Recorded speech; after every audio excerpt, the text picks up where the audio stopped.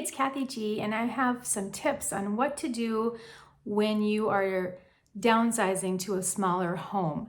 I think it depends on the situation, of course, but a lot of times when people are downsizing, it's because they've either gotten divorced or their kids are grown or they're just getting older where they don't want to have to take care of the yard maintenance and they'd like to have maybe some friends and some people living close by and maybe go to a 55 plus community, or like my mom, go to an independent living apartment where they have all kinds of meals and games and different activities and fun stuff for people to do. And that would mean selling your house and not buying another one, just going right into renting.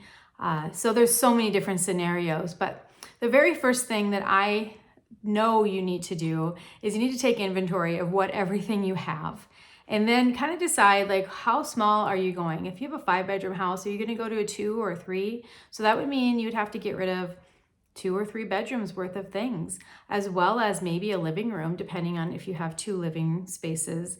And then if you only have one wherever you go, clearly you need to sell or give away furniture and things like that. So I think the very first step is to make that decision about what size of place are you going to downsize to.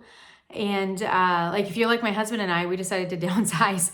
And then we decided to go up again because I decided that I didn't want just one living room space. I wanted 2, even though there were only 2 of us. We had a lot of company, and I like to be able to get away and just maybe read a book or something while the TV is blaring in another room. So that is just me personally. So you might think after you've done it, you're like, oh my goodness, I want a little bit bigger space. So I would try to kind of get that figured out in your head before you do anything. And then the second step would be to just start downsizing your possessions. And the possessions, that part is really emotional and really hard.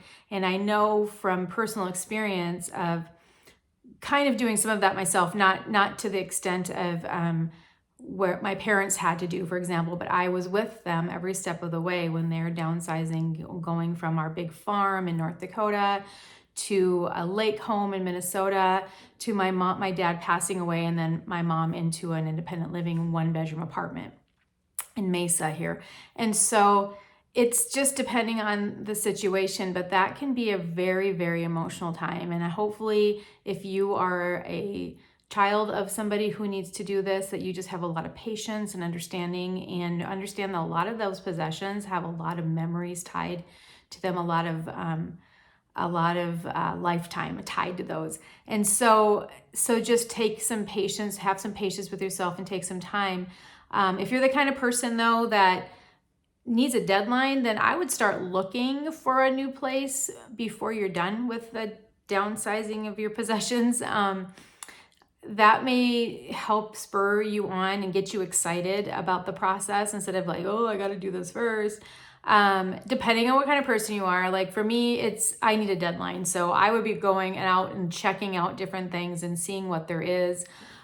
Being ready to be able to make an offer if something comes up that I really just have to have.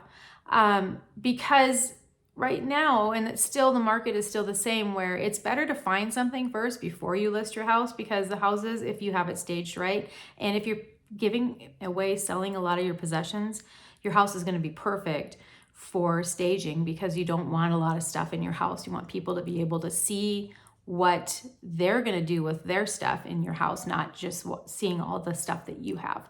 So that goes really well with when you're gonna list your house to sell. You want to have most of those possessions that you need to get rid of anyway gone, so that it's really decluttered, that it's really kind of bare. I know that some people just go, this is so bare, but that actually helps a lot more than any kind of clutter.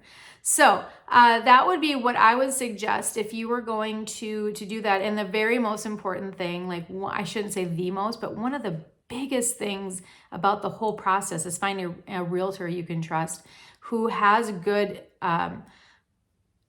understanding on how to find a home for you, how to find a place for you. I have a program called the Perfect Home Finder, and that has just been wonderful in finding people homes not even on the market. If you want to know how that works, just let me know. I would be glad to help you out, and it's at no cost to the buyer. For sure, like I just find you a place, and then the typical commission happens when the seller sells the house at closing. So that is what I have for you today. I really feel very strongly that just kind of making the process fun and not being sad about it. It's just, there's so many fun things. Like if you didn't have an updated kitchen in your bigger home, and you can get some amazing things in your kitchen now, just be excited about that. It is a fun process, but it's all in your mind. It's a mindset. So if you are planning on downsizing and you need some help, and you need somebody who has some compassion and understanding and has been through the process, let me know. Just comment below, click the button and put your information in, and I'll be glad to get back to you, and we can start the search, and I can help you through the process. That's all for now. Have a great day.